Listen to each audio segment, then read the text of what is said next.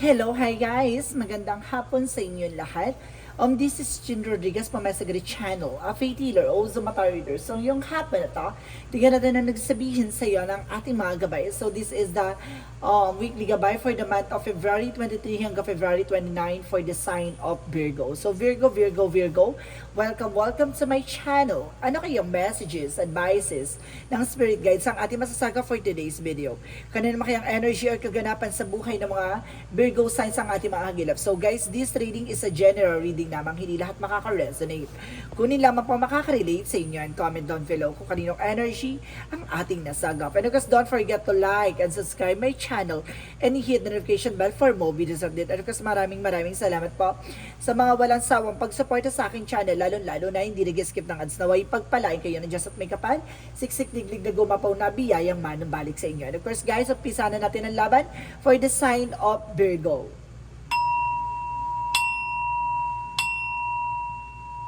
Angel Spirit, please give me the information. Ano kayong gusto sabihin sa'yo ng ating mga gabay for the sign of Virgo? So, there's a Queen of Cups, no? Kumaga magkakaroon ka na ng healing dito, guys, no? Maaring, kumaga, magamot na, no? Anumang uri ng karamdaman o anumang uri ng karanasan na naranasan mo, no? Para matatapos yung problema, parang ganun.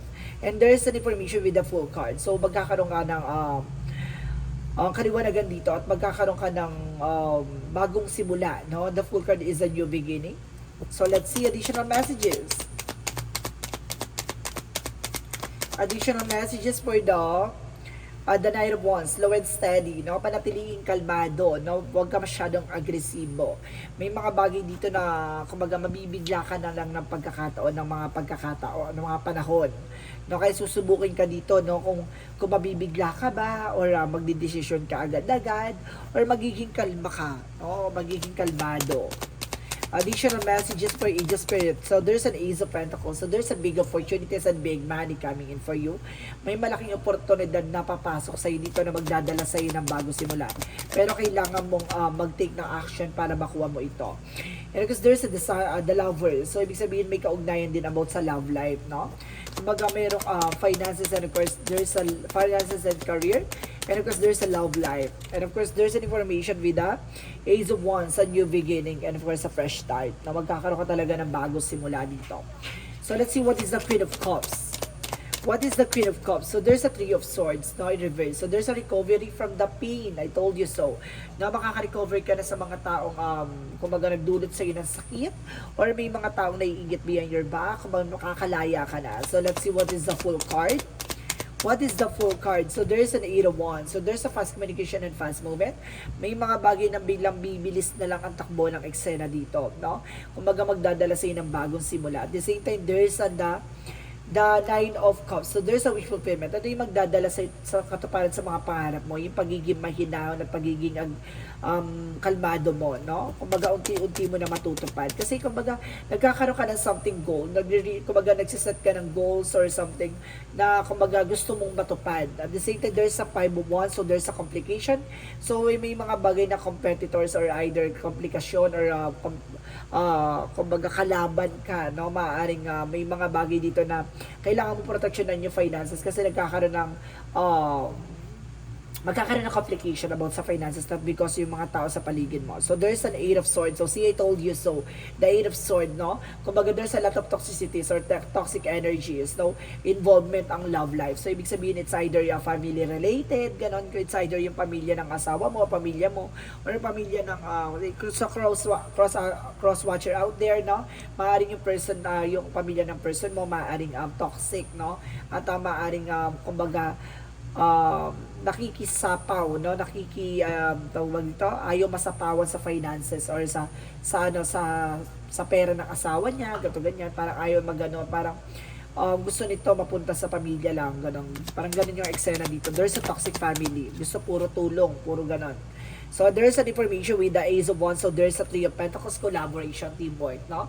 Kailangan mo makipag-coordinate, kailangan mo makipag-usap, no? Kailangan mong magtumulong, no, para maunawaan at malaman mo, no? Huwag ka masyadong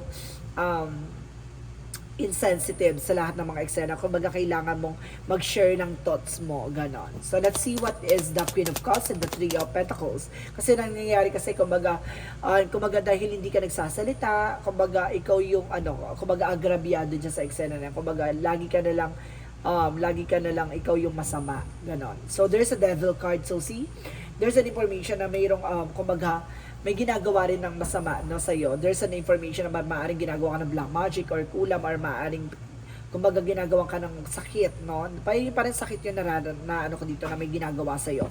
And because there is an information with the Page of Cups, so there's an intuition. Makinig ka sa intuition and gut feeling mo dito, guys, no? Kumbaga, malakas ang kaba mo, malakas ang kutob mo na may ginagawa ng kanang eksena ito na it's either biyanan mo or hipag mo, or ikaw mag-anak ng person mo. So, let's see what is that. Ace of Wands, and of course there's the Knight of Wands, and of course there's the Knight of Cups. Represent the word card. So there's a travel, guys, no? Baka magdala sa ito ng katuparan sa mga hiniling mo, no? Maaaring makapag-travel ka na, and there's a lot of kumbaga, communications, and there's a success coming in for you. So let's see what is the Ace of Pentacles and the Five of Wands. And of course, sinasabi dito, guys, there's the Ten of Pentacles. Magdadala sa'yo ng long-term success and long-term investment, no? Kumbaga, marunong ka dapat makipag-compete, no? Kailangan mo marunong ka makipaglaban, tagisan, galingan, ganun. Because there's the Lovers, and of course, the Eight of Swords represent the Eight of Pentacles, no? Kumbaga, there's an information maaring tinatrabaho ka, or either tinatrabaho yung person mo, or maaring toxic talaga yung mga nasa paligid mo, maaring katrabaho to ng person mo, no? Na maaaring gumagawa sa'yo, maaaring, kumbaga may lihim na gusto sa person mo, ganon. Kumbaga, maaaring isa pa yan, no? Maaaring kang katrabaho na toxic, no? Toxic yun na sa pamilya, toxic yun na sa katrabaho ng person mo, sinusulsulan tong person mo na kesyo ganito, ganyan, ganon. So, let's see what is the Knight of Wands, and because the Three of Pentacles. So, there's a Queen of Swords, the bigger picture. So, ibig sabihin dito, makikita mo na yung magiging possibilities, at nakikita mo na yung totoong dahilan, no? Parang gano'n. Kumbaga, nakikita mo dito na maaaring related talaga sa person mo, no? Maaaring katrabaho niya talaga yung sumusulsul sa kanya, sumisira sa inyong relasyon. So, let's see what is additional outcome. Ang pinaka-outcome for you is the Nine of Pentacles, sa blossoming abundance. So, lalago at lalakas ang iyong finances. At the same time, there's the Nine of Wands, so there's a resilience. So, kailangan mo maging mahinaon, maging tahimik lang. No? Napakalapit mo na sa success. No? Kumbaga, makukuha mo na kumbaga, yung informasyon na yun eh. Kumbaga, makukuha mo na yung, kung totoo ba, kung ano ba nangyayari, ganyan, makukuha mo na yung tamang dahilan. So, let's see what is additional messages for your career. So, there's a Three of Cups. No? Pagdating sa career mo, there's a Three of Cups. So, there's a third party. See, if there's a backstab, na binabackstab ka with the Ten of Swords. So, there's a backstab with the third party. Na may third party involved na, kumbaga, sumasabotahe sa inyong relasyon. So, let's see additional messages for sa inyong, pati sa finances, gano'n, no? Kumbaga, maaaring pinaperahan yung person mo, gano'n. So, let's see what is additional messages for love life. So, there is a Knight of Pentacles, secure. So, kailangan i-secure mo yung love life mo, yung asawa mo. Baka nilalatik na yan or nilalandi na yan mga katrabaho niya, no? Kaya sinusulsulan na kung ano-ano. Or either ng family. So, let's see what is additional messages for health. Sa health mo, there's a judgment, a wake up call. So, there's an inner calling. So, may mga paalala sa'yo na malalaman mo na at kumbaga matutuklasan mo na kailangan mo mag-exercise, tamang diet, at the same time, kailangan mong kumilos gumalaw, no? Kumbaga, sinasabi dito, kailangan mong pangalagaan ng sarili mo kasi nai-stress ka na. Kumbaga, nai-stress ka na sa mga kaganapan sa buhay mo. So, and of course, let's see what is the magical fairy messages.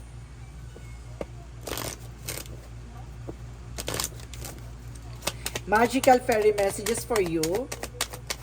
So, there's a vegetarian. So, some of you guys, no? Kumbaga, kailangan mo mag-diet talaga, guys. No? At the same time, there's a winter, no? Kumbaga, siguro inaano ka, parang nilalait ka ng mga katrabaho na, kesyo yung asawa, mataba, kesyo yung asawa, losyang na, kesyo gano'n. Kumbaga, kailangan mo siguro tutukan din sarili mo, no? And there's a winter. So, ngayong summer, ngayong taglamig, no? Kumbaga, kailangan mong, at baka this Kasi tag-init pala ngayon eh. Pag tagdating ng pagtaglamig dyan, kumbaga, either nasa ibang bansa ka, baka taglamig dyan, no? Or baka may snow dyan, or kumbaga, nakakaranas ka ng taglamig dyan. Kumbaga, dyan mo malalaman yung katotohanan sa likod ng mga bagay-bagay, no? Nagkakaroon ka dito ng realization. So, let's see what is the yin and yang oracle card. For yin and yang oracle card. So see, there's a storm, unexpected, no? Sinusubukan kayo sirain. Ang inyong, kumbaga, ang inyong pagsasama. And there's a decision. So may mga bagay na kailangang pagdesisyonan. At the same time, there's a receive. Marami kang matatanggap na opportunities. And there's a lot of trouble and messages. Ibig sabihin, maraming kang impormasyon na masasagap dito ang malalagap at matutuklasan. So let's see what is Archangel Michael messages. So there's a be gentle with yourself. Now, wag mo masyado pinapressure yung sarili mo, no? And of course, you and your loved ones are safe. No, yung mga mahal mo sa buhay ay safe naman daw. And of course, sinasabi dito na incense, no? Wala kang kaalam-alam, wala kang kamalay-malay, may something na nangyayari behind your back. Ganon. Yung pala, tinitikman na pala yung asawa mo, hindi mo alam, no? Pala, paulit-ulit nang natitikman. Mamaya pag uwi mo, balat na lang. Cheers. Ganun lang. So, there's an information with the hater. So, there's an information na birth as a portal. So, may mga bagay dito na maaaring magbigay sa'yo ng malalim na pagmamahal. Parang ang lalim ng, kumbaga, ng pinanggagalingan mo dito.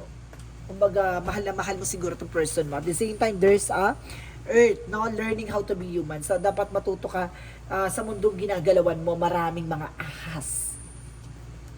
So, let's see what is the angel's answer.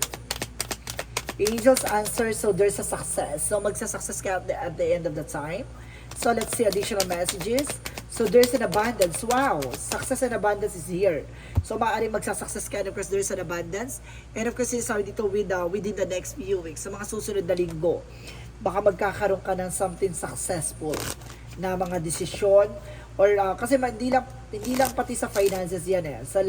Pati yan sa love life and of course sa health and career.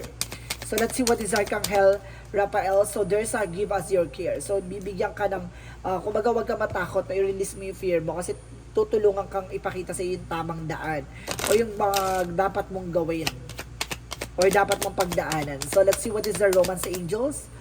So there's an attraction. So some of you attracted siguro sa person mo or either attracted sa iyo.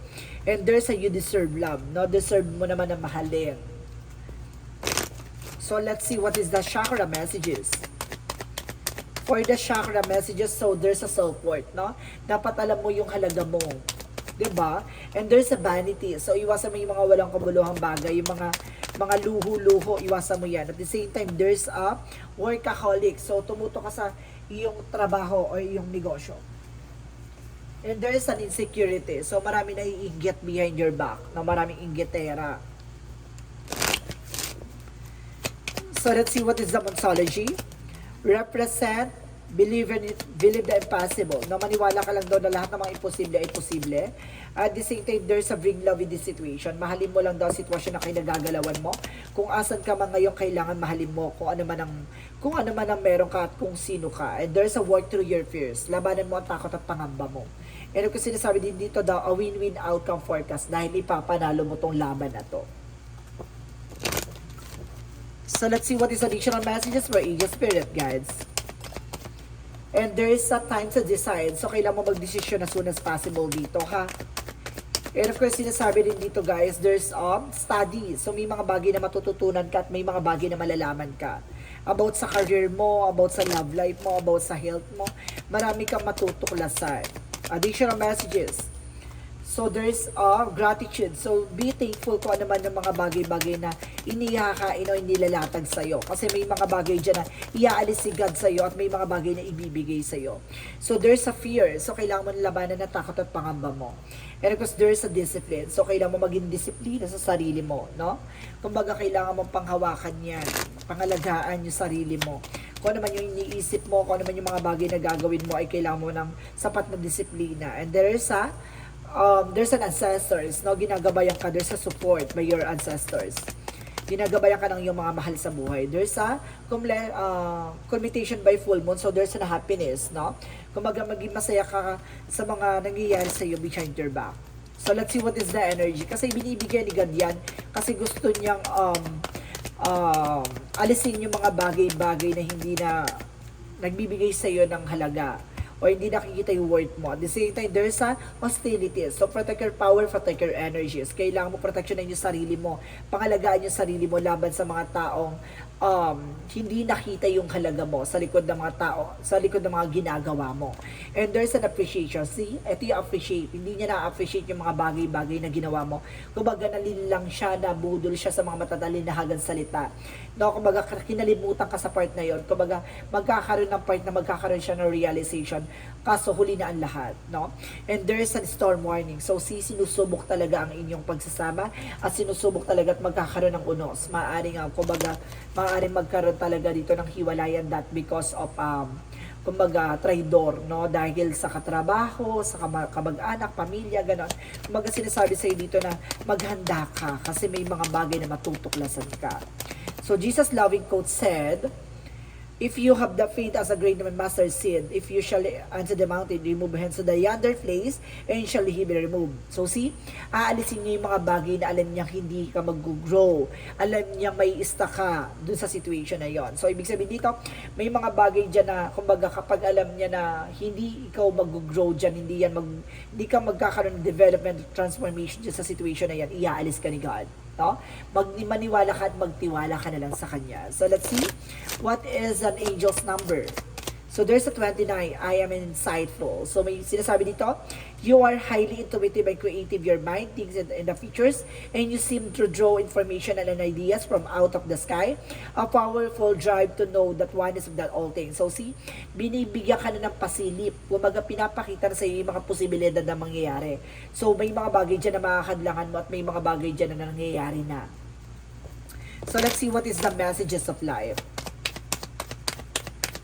Messages of life represent forgiveness. So dito papasok tong kapatawaran, no? Today I bless each soul I've received to have hurt me. I release them to their own greater good. I can now live, see the past provides me with a lesson that help me live more fully in the present. I no longer struggles with what has been said and done. I am grateful for every experiences that has brought me here.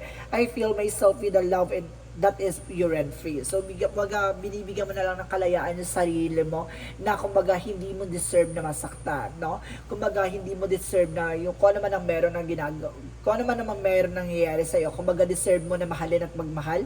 At may mga bagay dito na kailangan mo ipagpatawan at kailangan mong bitawan para na sa ganon, kumbaga ibigay sa'yo yung para sa'yo. So, this is a weekly gabay for the month of February 23 hanggang February 29 for the sign of Virgo. So Virgo, maraming salamat for this wonderful reading. So once again, this reading is a general reading lamang, hindi lahat makaka-resonate. Kung lamang pa makaka-relate sa inyo, and comment down below kung kaninong energy ang ating nasagap. Maraming salamat sa mga walang sawag support sa aking channel, lalo na hindi nag-skip ng ads. Naway pagpalain kayo ng Diyos at may kapalisiksik digdig na gumapaw na biyayang man balik sa inyo. And of course, see you in the next video. Bye-bye and babush!